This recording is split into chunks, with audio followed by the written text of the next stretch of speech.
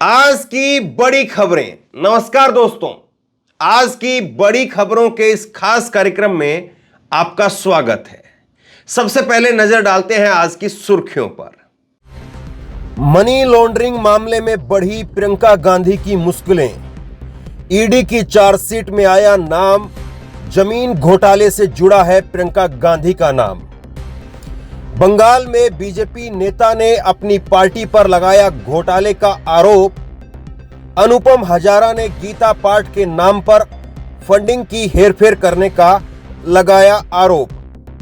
बयानबाजी के कारण राष्ट्रीय सचिव पद से हटाए गए अनुपम हजारा।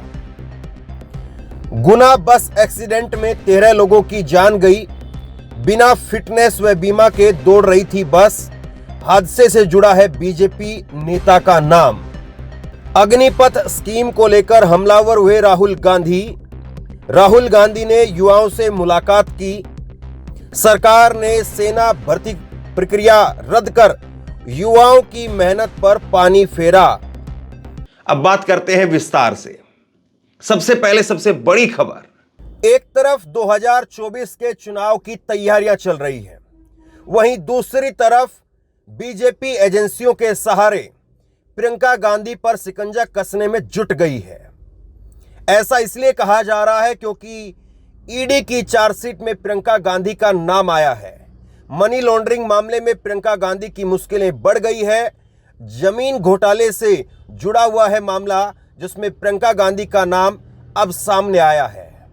कैसे प्रियंका गांधी को घेरने की तैयारी हो रही है, ईडी की तरफ से क्या कुछ कहा गया है नोटिस में, जानिए हमारी इस खास रिपोर्ट में। जमीन घोटाले से जुड़े एक मनी लॉन्ड्रिंग विवाद में प्रियंका गांधी का नाम भी सामने आया है। पहली बार ईडी चार्जशीट में प्रियंका गांधी का नाम शामिल किया गया है। ईडी का कहना है कि कांग्रेस की पूर्व अध्यक्ष प्रियंका गांधी वाड्रा और रॉबर्ट वाड्रा ने दिल्ली के एक रियल एस्टेट एजेंट से हरियाणा में जमीन खरीदी और उसे सीसी थम्पी को बेच दिया। सीसी थम्पी को रॉबर्ट वाड्रा का करीबी बताया जाता है।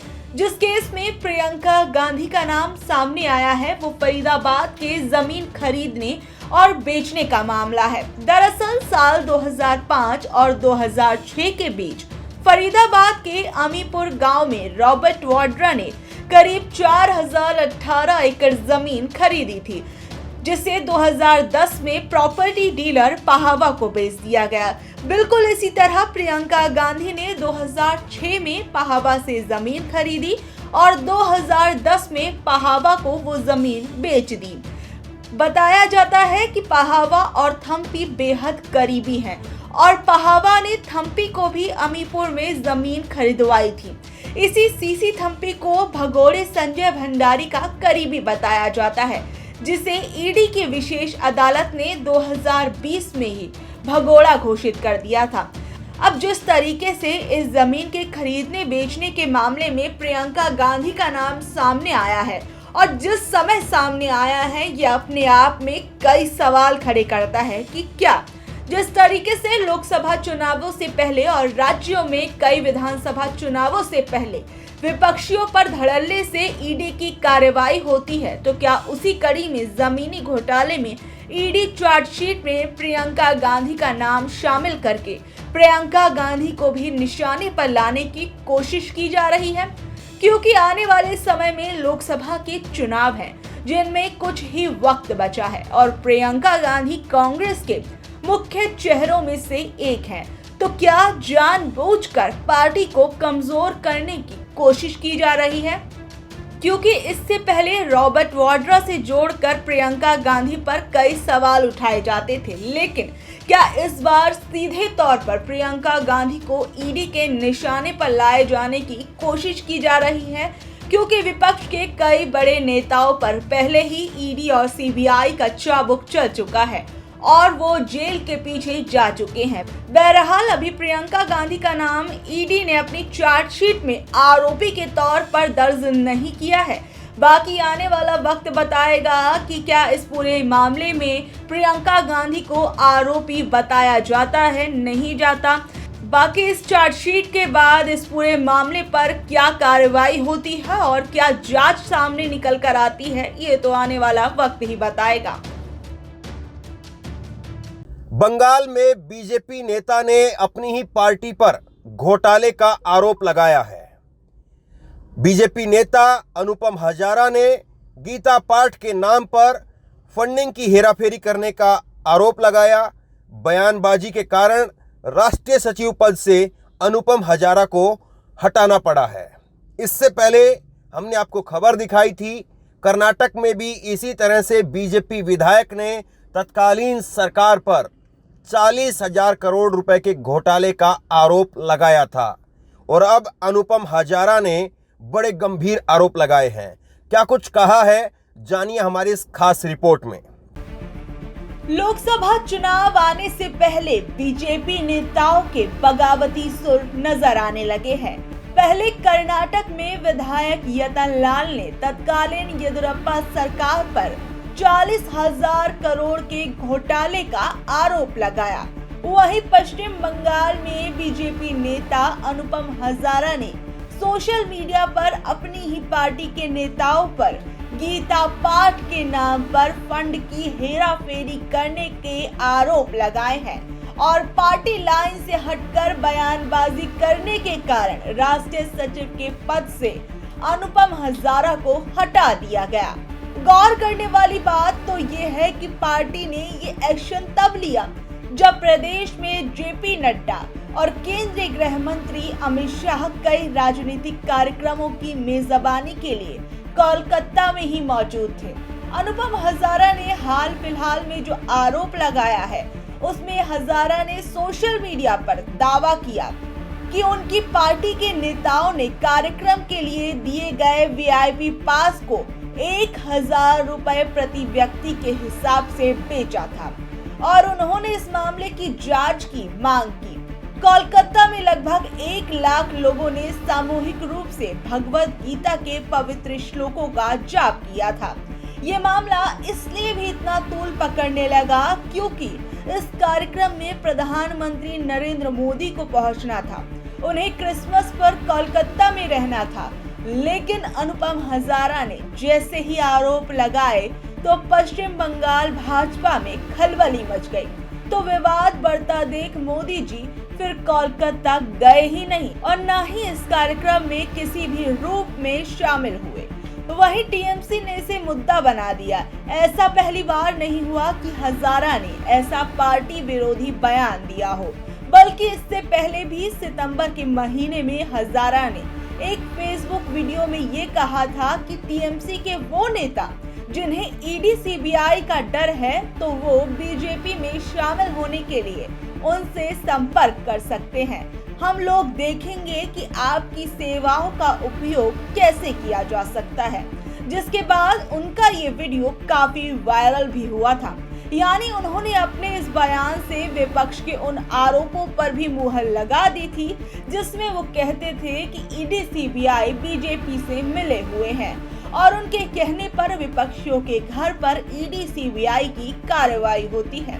पूर्व लोकसभा सांसद पिछले कुछ समय से पार्टी के आलोचक रहे हैं। अब हजारा के आरोपों में कितनी सच्चाई है ये तो जांच का विषय है, लेकिन अगर पार्टी के भीतर धर्म के नाम पर हेराफेरी चल रही है तो ये बेहद शर्मनाक बात है, क्योंकि जहां एक तरफ बीजेपी खुद को हिंदू धर्म के रखवाले के तौर पर अपनी छवि को दुनिया के सामने रखती है, तो ऐसे में हिंदू धर्म की पवित्र गीता पाठ के नाम पर हेराफेरी करना बीजेपी के लिए शर्मसार करने वाली बात है।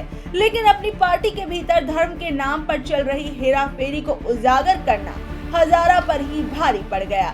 अब भले ही शायद हजारा ने ये काम अपने भीतर मौजूद पार्टी से किसी असंतोष के चलते किया हो, लेकिन इससे कहीं ना कहीं पार्टी की धर्म के नाम पर छवि तो धूमिल हुई है।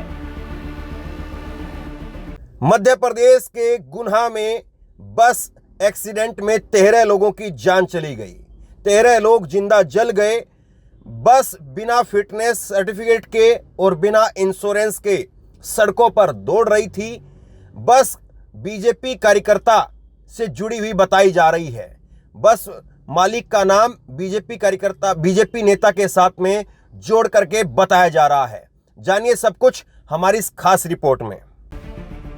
एमपी के गुना से आज बेहद ही दर्दनाक बस हादसा सामने आया है। बता दें कि बीती रात गुना से आरोन जा रही बस में भीषण आग लग गई।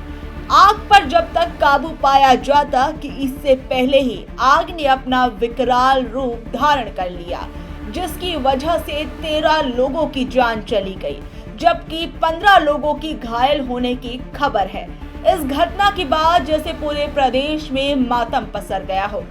13 लोगों की जान चले जाना बेहद ही दुखद हादसा है, लेकिन मिली जानकारी के अनुसार पता चला है कि बस का फिटनेस सर्टिफिकेट 17 जनवरी 2022 तक का ही था, जबकि बीमा 30 अप्रैल 2021 को समाप्त हो गया था। ऐसे में बस किस परमिट पर चल रही थी जब उसका बीमा या फिटनेस नहीं था। इसके अलावा इससे भी ज्यादा चौंकाने वाली बात तो ये है कि सूत्रों की माने तो बस गुना के ही किसी बीजेपी नेता की बताई जा रही है, लेकिन अभी तक बीजेपी नेता का नाम सामने नहीं आया है या फिर छिपाया गया है। जहां एक तरफ प्रदेश के मुख्यमंत्री इस घटना पर दुख शोक प्रकट कर रहे हैं और कह रहे हैं कि दुख की इस विकट परिस्थिति में प्रदेश सरकार पीड़ित परिवारों के साथ खड़ी है, तो क्या इस पूरे मामले की कड़ाई के साथ जांच करवाई जाएगी? और सवाल ये भी उठता है कि क्या प्रदेश में सरकार की नाक के नीचे ऐसे बिना फिटनेस सर्टिफिकेट वाली और भी बसें और वाहन चलाए जा रहे हैं, और चलाए जा भी रहे हैं तो इसकी जांच क्यों नहीं हुई? क्या ऐसे ही बड़े हादसों के होने का इंतजार किया जाता है जिसमें मासूम लोग अपनी जान को गंवा दे और उनके परिवार रोते बिलखते रह जाएं? लेकिन क्या इस मामले के सामने आने के बाद बीजेपी नेता की गलती उजागर होने पर उन पर कोई कार्रवाई निष्पक्ष तौर पर की जाएगी? क्या प्रदेश के मुख्यमंत्री बिना भेदभाव के इस पूरे मामले की जांच निष्पक्ष रूप से करवाएंगे, या फिर बीजेपी नेता के नाम के स्पष्ट होने पर सारे मामले को रफा दफा कर दिया जाएगा, या फिर जो मारे गए हैं उनकी गलती ढूंढ ली जाएगी, या फिर ये सोच लिया जाएगा कि क्या आखिर कोई बीजेपी नेता गलती कर सकता है, या फिर बीजेपी नेता की गलती को माफ कर दिया जाएगा और इस हादसे को बड़े बड़े हादसों की तरह भुला दिया जाएगा। राहुल गांधी ने एक बार फिर से मोदी सरकार के खिलाफ अग्निवीर स्कीम को लेकर मोर्चा खोल दिया है। राहुल गांधी ने युवाओं से मुलाकात की। मुलाकात के बाद राहुल गांधी ने क्या कुछ कहा है, सीधे तौर पर सरकार को कटघरे में खड़े करते हुए राहुल गांधी क्यों कह रहे हैं कि सरकार ने सेना भर्ती प्रक्रिया रद्द करके युवाओं की मेहनत पर पानी फेर दिया, जानिए हमारी इस खास रिपोर्ट में। 16 जून 2022 को देश में लाई गई अग्निपथ योजना को राहुल गांधी ने फिर एक बार जोरदार तरीके से उठाना शुरू कर दिया है। उनका कहना है कि इस योजना से सरकार ने युवाओं की मेहनत पर पानी फेर दिया है।